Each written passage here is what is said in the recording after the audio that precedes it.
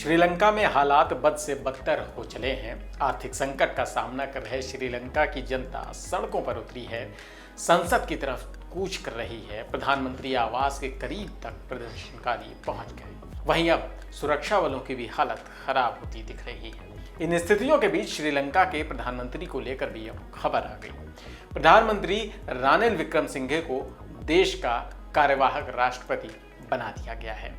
रानिल विक्रमसिंघे का श्रीलंका की सियासत में क्या योगदान रहा है, इस परिस्थिति से रानिल श्रीलंका को कैसे उबारेंगे, इन तमाम पहलुओं पर चर्चा करेंगे और ये भी जानेंगे कि श्रीलंका की जनता चाहती क्या है। नमस्कार, मैं हूं गौरव मिश्रा और आप देख रहे हैं न्यूज रूम पोस्ट। श्रीलंका इतिहास के अब तक सबसे खराब आर्थिक संकट का सामना कर रहा है। हालात इतने बेकाबू हो चले हैं कि राष्ट्रपति गोटबाया राजपक्षे देश छोड़कर भाग चुके हैं। प्रधानमंत्री आवास के करीब प्रदर्शनकारी पहुंचे हुए हैं और उन्हें काबू में करना सुरक्षा बलों के लिए मुश्किल हो रहा है।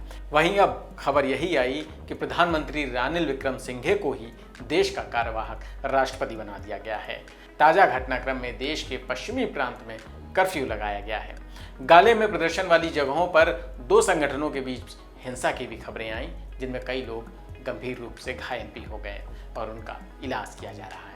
राष्ट्रपति गोटबाया राजपक्षे ने संसद के स्पीकर को इस बात की जानकारी दे दी है कि प्रधानमंत्री रानिल विक्रमसिंघे को ही देश का कार्यवाहक राष्ट्रपति नियुक्त किया जा चुका है। स्पीकर महिंदा एबेवारदाना ने ये बयान जारी किया। उन्होंने कहा कि राष्ट्रपति ने रानिल विक्रमसिंघे को उनकी जगह कार्यवाहक राष्ट्रपति नियुक्त कर दिया है, जो इस समय देश से बाहर हैं। स्पीकर ने जानकारी दी कि विक्रमसिंघे को आर्टिकल 34(1) के तहत कार्यवाहक राष्ट्रपति बनाया गया है। राजपक्षे ने कहा था कि वो 13 जुलाई को अपने पद से इस्तीफा दे देंगे, लेकिन इससे पहले वो खुद देश छोड़ चुके थे। राष्ट्रपति अपने परिवार के साथ मालदीव में हैं और इस बारे में उन्होंने किसी को बताया भी नहीं था। वहीं विक्रमसिंघे तब तक पद पर बने रहेंगे जब तक कि किसी नेता का चुनाव नहीं हो जाता। कौन है रानिल विक्रमसिंघे?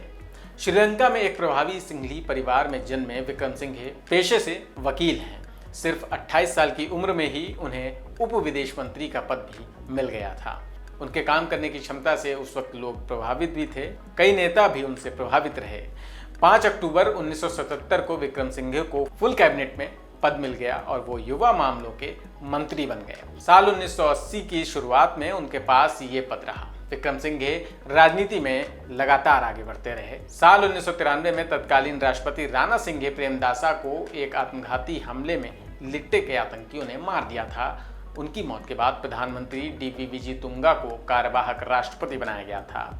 7 मई 1993 को विक्रमसिंघे पहली बार देश के प्रधानमंत्री नियुक्त हुए।